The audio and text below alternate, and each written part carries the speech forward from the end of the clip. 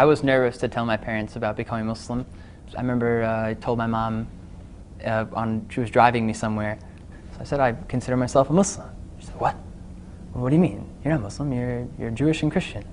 أشهد أن محمدًا رسول الله. Peter Casey was only 15 years old when he formally converted to Islam. It had been 2 years in the making. When 9/11 happened, it made people, myself included, take a step back and say, well, what's going on here? What's this religion about?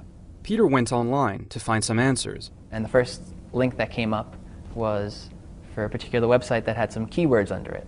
Islam, Muslim, Allah, Muhammad, Jesus, salvation. I was like, wait a minute, wait, Jesus? What's that about? Raised in a Long Island suburb by a Jewish mom and a Catholic dad, Peter was conflicted about Jesus. Was he the son of God or a false messiah? In Islam, Jesus was neither, only a prophet. And this drew Peter's precocious intellect to the faith. Allahu Akbar, Allah. This is the Islamic Center at NYU. So we're actually in the basement of a church right now, which is pretty cool, I think. 28-year-old Imam Khalid Latif leads this one-of-a-kind community.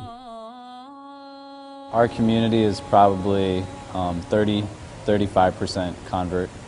And in a given week, we see anywhere from 1 to 5 people who are formally converting to Islam. In the country at large, there are no statistics on people like Peter, but surveys show that the number of Muslims in America is set to double in less than 20 years, matching the size of the Jewish population. Allahu Akbar. You were 2001, right? I became Muslim in 2002. 2002? I'm 2003, yeah. Suleiman Ferguson was raised a Christian. He has met some resistance since becoming Muslim. You know, one of the problems is people keep assuming Muslims are the other. Yeah. And maybe it's happened to you, but people have said to me, go back to where you came from. I'm from Long Island. Yeah, right? What do I do?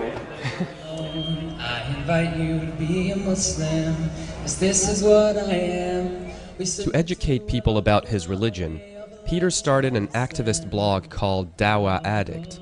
Dawah means invitation, and for Peter, it is both a religious duty and a calling. Today, Peter is in Washington Square Park to record a video for his YouTube channel. I want to see you in front of the camera giving your 3-minute super-duper invitation to Islam. That's why I've created the Islam in 3 minutes or less challenge. With over 5,000 subscribers and under 500,000 views, Dawah Addict has gained some visibility. See, these days everybody wants Burger King religion. Burger King religion? You know, have it your way. It's all about... Some people buy his t-shirts and artwork. Others have even converted after watching his videos. MashaAllah, if you just took your Shahada, you are now an official Muslim. Peter's boyish looks and suburban upbringing can be assets when reaching out to non-Muslims. I hope that I can use it to my advantage, and the way that I try to use it is to dispel stereotypes by putting myself out there as a Muslim guy named Peter with white skin and blue eyes. And by seeing me, they need to reconsider their perception of what a Muslim looks like. Peter remains realistic about his ability to change mindsets a decade after 9/11 and in a context of renewed angst about Islam in America. But all the talking in the world and all the videos and whatever it may be, none of that is going to compare to, you know, a person's character. And, you know, a Muslim is supposed to be a person with good manners and good character, who's kind and thoughtful and all these things. If a person meets somebody like that and gets to know a person like that, that's more powerful than any words could ever be.